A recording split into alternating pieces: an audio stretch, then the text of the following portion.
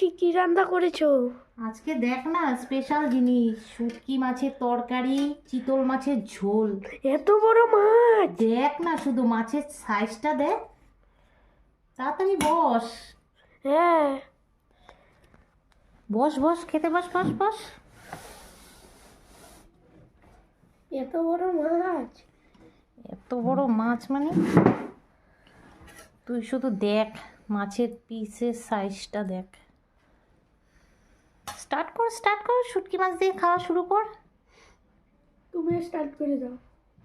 আমিও তো খাচ্ছি রে।